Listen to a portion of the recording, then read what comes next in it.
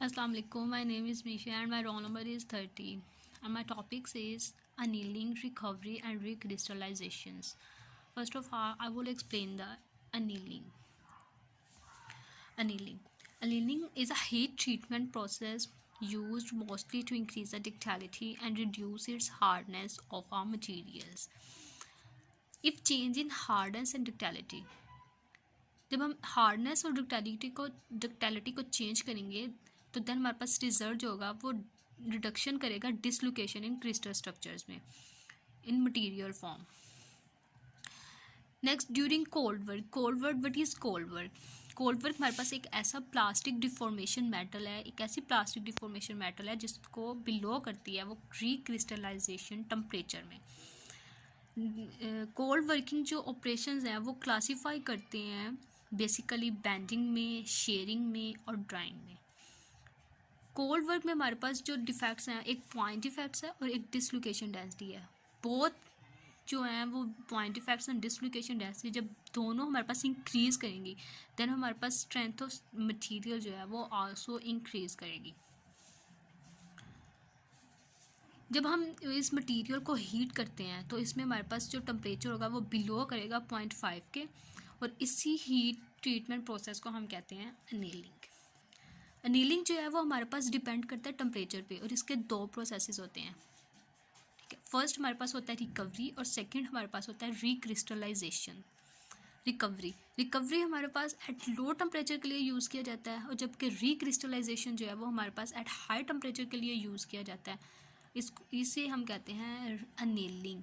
Next हमारे पास है कि रिक्रिस्टलाइज जो मटेरियल है वो ग्रेन ग्रोथ में कैसे अनील करते हैं. अकॉर्डिंग टू डायग्राम, अगर हम डायग्राम को देखेंगे तो डायग्राम के मुताबिक कोल्ड वर्क जो है वो एज अ अनील के लिए यूज़ किया गया है. ठीक है, और इसमें हमारे पास अनील के जो 3 प्रोसेसेस हैं, first is recovery, recrystallisation and grain growth. Recovery जो है वो हमारे पास ड्राइविंग फोर्स के लिए यूज़ की गई है. Driving force is a free energy stored in point defects and डिसलोकेशंस.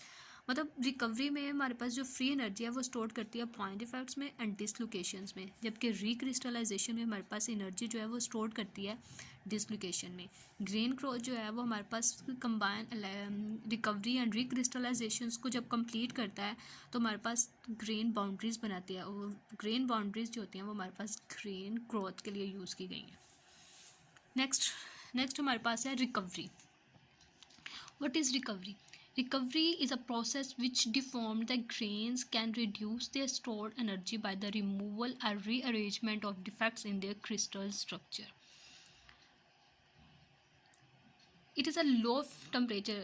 अगर लो टेम्परेचर फिनोमेना के लिहाज से देखेंगे तो हमारे पास फिजिकल प्रॉपर्टीज़ जो होंगी वो विदाउट एनी ऑब्जर्वेबल चेंज होंगी. मतलब इसमें जो कोल्ड वर्क होगा without any cold work use किया जाएगा. और ड्यूरिंग रिकवरी जब हम बात करते हैं तो रिकवरी हमारे पास एट अ लो टेम्परेचर के लिए ही यूज़ किया जाता है. इसमें हार्डनेस जब नेग्लिजिबल होगी तो इलेक्ट्रिकल प्रॉपर्टीज़ या रेजिस्टेंस जो होगी वो इसकी डिक्रीज़ होना शुरू हो जाएगी. और प्राइमरी डिसलोकेशंस के बारे में जब हम कहेंगे तो इसमें प्लास्टिक डिफॉर्मेशन, मतलब जो कोल्ड वाटर वर्क जो होगा वो एक्ट करेगा मटेरियल की फॉर्म में और वो इंक्रीज़ करेगा स्ट्रेंथ ऑफ मटेरियल में. रिकवरी हमारे पास यहाँ पे इंटरनल रेजिडुअल स्ट्रेसेस के फॉर्म में भी यूज़ की गई है. इंटरनल रेजिडुअल स्ट्रेसेस जो हमारे पास होती है वो एक सॉलिड मटेरियल की फॉर्म में होती है जो स्ट्रेसेस को रिमूव करती है, और स्ट्रेसेस को हम एज अ डिज़ायरेबल भी ले सकते हैं और अनडिज़ायरेबल भी ले सकते हैं.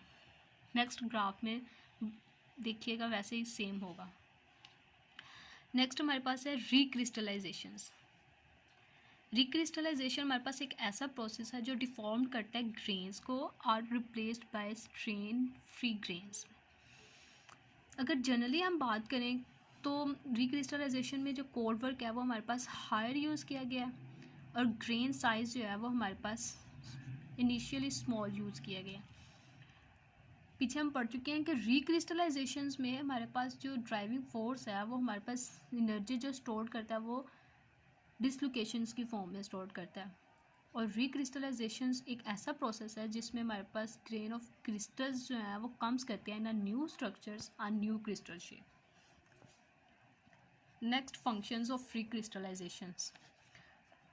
5 फंक्शंस ऑफ रिक्रिस्टलाइजेशंस हैं।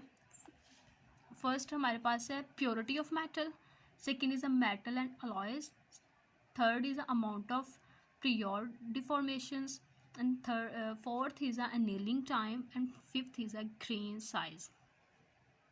What is purity of metal? Purity of metal एक ऐसा सोलबल ऑफ इम्प्योरिटीज़ हैं जो राइज करती हैं रिक्रिस्टलाइजेशन टेम्परेचर को। मेटल एंड अलॉयज जो हैं, मेटल एंड अलॉयज में रिक्रिस्टलाइजेशन वो जो है वो जनरली अक्कर करता है टेम्परेचर को 0.3 TM इन मेटल्स में और 0.5 इन अलॉयज में। इन और where the TM in a melting temperature. Amount of prior deformations, prior deformations हमारे पास ये क्या है कि इसमें हमारे पास जो डिग्री होती है ना कोल्ड वर्क की, वो हमारे पास ग्रेटर होती है, और रिक्रिस्टलाइजेशन टेम्परेचर में इसकी जो डिग्री होती है वो लो होती है। मतलब ये कि cold water, the greater degree of cold water the lower recrystallisation temperature, और इसमें स्मॉल जो होती है वो ग्रेन साइज यूज़ की जाती है। What is annealing time? अब एनीलिंग टाइम क्या होगा? एनीलिंग टाइम यही होगा कि इसमें लॉन्गर जो एनीलिंग टाइम होगा वो डिक्रीज़ करेगा, और रिक्रिस्टलाइजेशन जो टेम्परेचर होंगे वो नेसेसरी यूज़ किए जाते हैं, तो वो हमारे पास एनीलिंग ऑफ टाइम की, मतलब जब हम उसको हीट करते हैं उसके अंदर जितना उसका टाइम यूज़ किया ना वो हमारे पास एनीलिंग टाइम ही होगा। नेक्स्ट हमारे पास है ग्रेन साइज़। ग्रेन साइज़ जो है वो हमारे पास कोल्ड वर्क मेटल्स में यूज़ किए गए हैं, और ये रिक्रिस्टलाइजेशन टेम्परेचर में जो ग्रेन साइज़ होते हैं ना वो स्मॉल यूज़ किए जाते हैं, लो यूज़ किए जाते हैं। नेक्स्ट है हमारे पास states of recrystallisations. Process of recrystallisation जो है वो हमारे पास डिवाइड होती है इनटू 3 स्टेट्स में। First is a nucleation, second is a primary grain growth, and third is a secondary grain growth. First of all, I will explain the nucleations. What is nucleation? न्यूक्लिएशंस हमारे पास free nuclei की form में होता है, small strains free nucleus की form में, ठीक है। और इसमें हमारे पास जो क्रिस्टल ग्रेन बाउंड्रीज होती हैं वो हीट करती हैं स्ट्रक्चर्स की फॉर्म में, जिनको हम न्यूक्लिएशन कहते हैं। सेकेंड हमारे पास है primary grain growth. Primary grain growth में हमारे पास जो न्यूक्लियाई होती हैं वो ग्रो करती हैं इनटू द ग्रेन्स में, देन वो आपस में मीट करती हैं, रिप्लेस करेंगे जब ओल्ड ग्रेन्स को न्यू ग्रेन्स में, तब हमारे पास एक न्यू स्ट्रेन फ्री ग्रेन्स की फॉर्म में जब होगा वो हमारे पास फ्री ग्रेन्स ग्रोथ यूज़ की जाती है, कहा जाता है। Third is a secondary grain growth. Secondary grain growth हमारे पास न्यू ग्रेन ग्रोथ की फॉर्म में यूज़ की जाते हैं as the expense of others में, और इसका जो साइज़ होता है वो बहुत स्मॉल यूज़ किया जाता है। जब इनको हीट करते हैं एट हाई टेम्परेचर पे, देन हमारे पास जो ग्रेन ग्रोथ होता है वो रैपिडली प्रोड्यूस होते हैं। एग्जीग्रेटेड जब करेंगे ना वो, तो ग्रेन ग्रोथ की फॉर्म में ही एग्जीग्रेटेड करते हैं, इनको हम कहते हैं सेकेंडरी ग्रेन ग्रोथ। नेक्स्ट हमारे पास ये ग्राफ है, ये ग्राफ हमारे पास ये रेजिडुअल स्ट्रेसेस फॉर्म की फॉर्म में यूज़ किया गया है। रेजिडुअल स्ट्रेसेस मैंने आपको बताया था कि एक ऐसा सॉलिड मटेरियल है जिसमें हमारे पास वो स्ट्रेस जो है वो रिमूव कर दिए जाते हैं, और इसमें हम डिज़ायरेबल या अनडिज़ायरेबल दोनों की फॉर्म में ले लेते हैं। नेक्स्ट हमारे पास है stresses, hardness and ductility.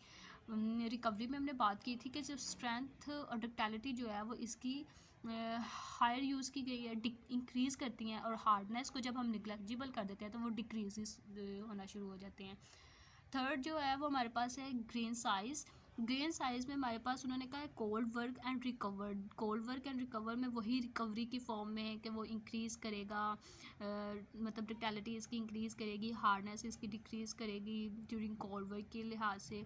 Next हम जब रिक्रिस्टलाइजेशन में देखेंगे तो उसके जो जो उसके ओल्ड ग्रेन्स होंगे उसको रिप्लेस करेंगे तो न्यू ग्रेन्स की फॉर्म में आ जाएगा। नेक्स्ट ग्रेन ग्रोथ जो है वो हमारे पास ये है कि ग्रेन ग्रोथ जो है उसका साइज़ हमारे पास बहुत इंक्रीज़ होता है एट हाई टेम्परेचर की फॉर्म में।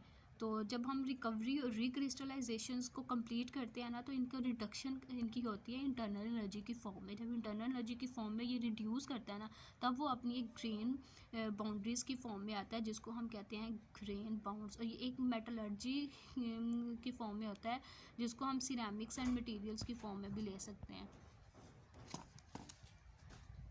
Next, thank you so much.